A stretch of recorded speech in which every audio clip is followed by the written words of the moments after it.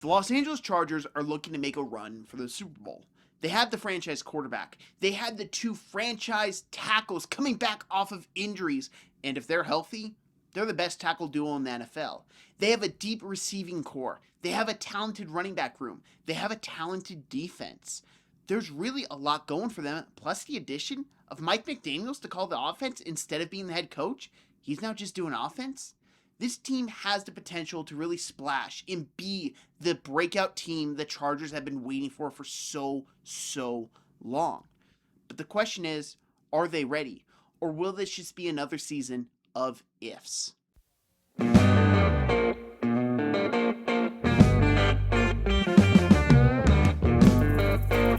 The Chargers weren't insanely active in free agency pursuing the top heavy targets that everyone was after, but they made really good moves. Tyler Biadasz is a very good and talented center that can come in and stabilize the position that the Chargers need stabilized so much. Charlie Kolar is another good tight end who comes from the Harbaugh tree, working with Jim's brother John in Baltimore.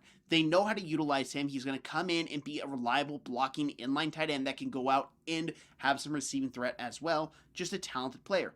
Cole Strange was someone I was really hyped on when he was entering the draft and everything. I know a lot of people said he was overdrafted.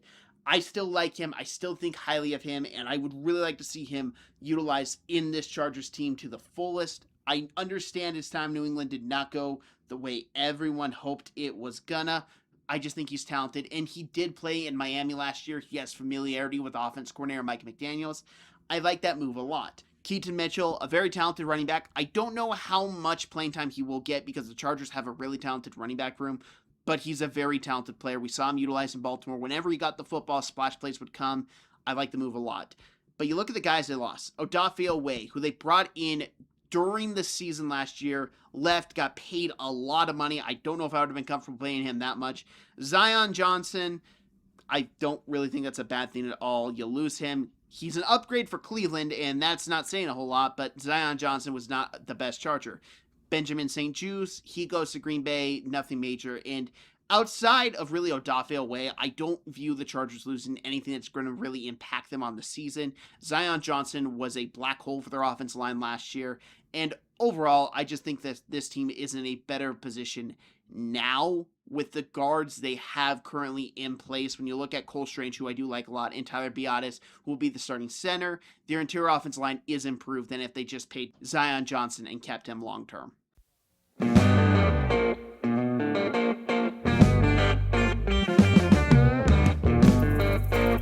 Los Angeles Chargers had a very specific goal in the draft. Draft guys that don't need a lot of seasoning. Draft guys that can be ready to play right away. And that showcased with their first pick, Akeem Mesidor, who was an older prospect, but would have gone much higher if he wasn't 25 years old. He's got very good speed coming off the edge, good technique, good hand fighting, good power, very good in the run, very good in the pass. He does everything very well. But a lot of teams picked him before the Chargers didn't want to draft him because by the time his rookie deal was up, he'd be 29 years old. That's not really something a rebuilding team wants to do, is have an older player closer to 30 after their first contract than 25. So the Chargers take advantage of that. They draft him. He is going to play immediately. He's going to be a major impact player for them, and it's a great move for them. Jake Slaughter from Florida. I am a Florida Gator fan. I watch a lot of Jake Slaughter. I was very concerned with him this season, but you look at the prior seasons beforehand, he was very talented, good in the run game, very much can get out open, good athlete, has a lot of good talent, and fits a Mike McDaniel system. But last year was really bad, so I don't really know what to think of him. The most recent example is not the best example. You look at his prior two seasons, he was one of the best centers in college football. So it's going to be curious to see if he can reclaim that form or if it's more of last season. Brennan Thompson, speed. That covers that. Travis Burke is an interesting talent, as in his short area ability really concerns me, as he lacks a lot of quickness. That will affect him majorly in any run or pass blocking situations, as I feel like players can really take advantage of that and abuse him. But he has good length, and he apparently, by everything you read about him online, has the demeanor to really work. He sounds like a Harbaugh-coded player, which I think is very good for the team to have someone they draft in the 4th round to be in line with what their head coach likes. Moving on to Genesis Smith. Genesis Smith, I really like in coverage, but if he is in charge of tackling anyone, I fear for that defense's sake, as he's not the best tackler. Nick Barrett comes from South Carolina. He wasn't really all that explosive or anything, nothing to really write home about. He had some fine plays, but I really didn't think much of him. It's a 5th round pick. I don't have a lot to say. Logan Taylor and Alex Harkey. Alex Harkey I watched very, very little of. He was a 6-year senior. I didn't think a whole lot of him. I was a little shocked when he got drafted. And Logan Taylor, I quite honestly didn't watch more than 2 games of his, so I can't really say for certain what he is, what he's going to be, or if he'll even make the team. But looking at their draft as a whole, I really like with what they did with their first pick. Second pick, I see it with Slaughter, but I am a little concerned based off last season. And Brennan Thompson, just speed, speed, speed. Mike McDaniels likes that a lot, and yeah, I like to watch that too. He's a very fast athlete and can really make big-time plays. But the key for this draft is how fast can Mesidor get up to speed? Because if he gets up to speed fast, that's an instant day one impact player the Chargers have on their team, and he will be a big part of any postseason run they hope to have.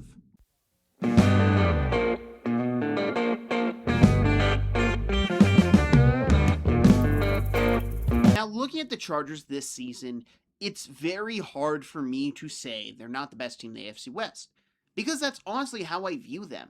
I view them higher than I do the Broncos. I view them much higher than I view the Chiefs, and especially much, much higher than I view the Raiders. And a big reason why is their offensive line is getting healthy. They brought in Tyler Biadasz to be their starting center, something they very much needed. Charlie Kolar I like very much as a tight end to be in line on blocking situations. They made some really good moves in free agency, as I mentioned a little earlier in this video. But the fact they also got Mike McDaniels to really open up their offense. You can only do so much with Greg Roman's offense at the end of the day. He has had some success in the NFL, but it's always been limited after a certain point of time. The Chargers moved off him, brought in a modern offensive coordinator who really has a shot at redemption.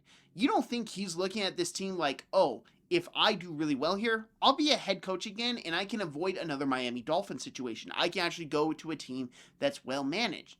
Because I guarantee you that's what he's thinking. This is his job to get back to being a head coach.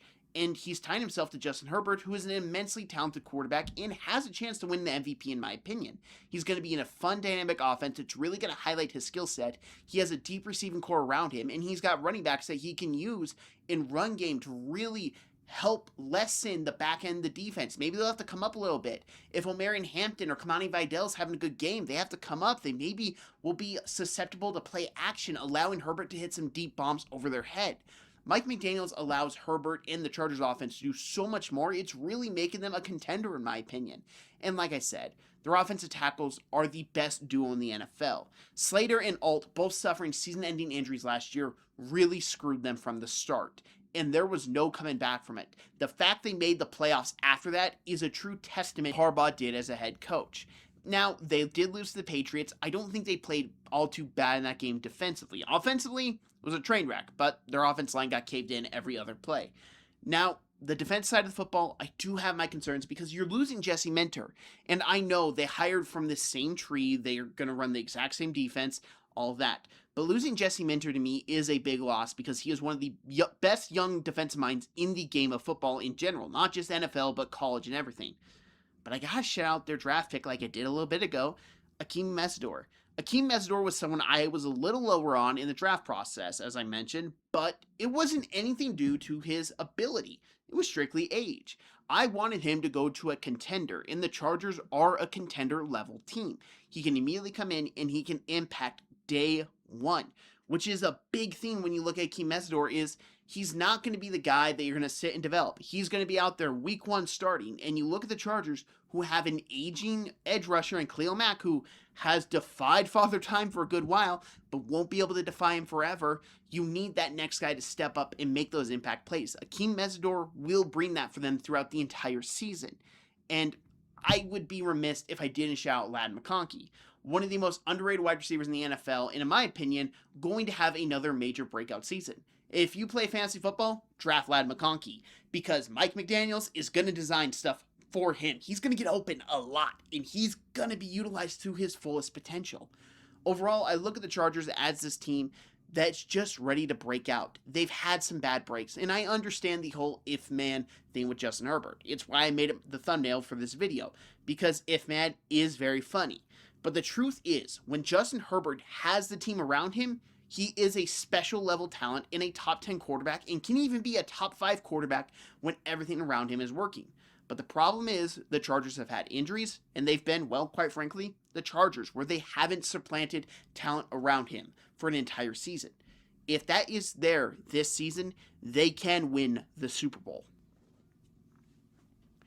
Thank you very much for watching this video. If you like this video, hit that like button. If you're new to the channel, hit that subscribe button. If you had shared this, I'd greatly appreciate it. I'm doing 32 in 32 days. 32 consecutive team previews in 32 days. Yesterday was the Raiders, so I know Chargers fans, you want to go check that out. Go ahead, it's in the playlist. But also, if you want to come back and check out some divisional rivals later on, or if you're just a fan of another team waiting for your team preview to drop, they will be coming in alphabetical order very soon. We are over the halfway mark as I completed the Chiefs a little bit ago, which means halfway close to getting done, and I am about ready to lose it on my Pittsburgh Steelers. So I hope you stay tuned for that, and I hope y'all enjoy this, and I hope y'all have an amazing day.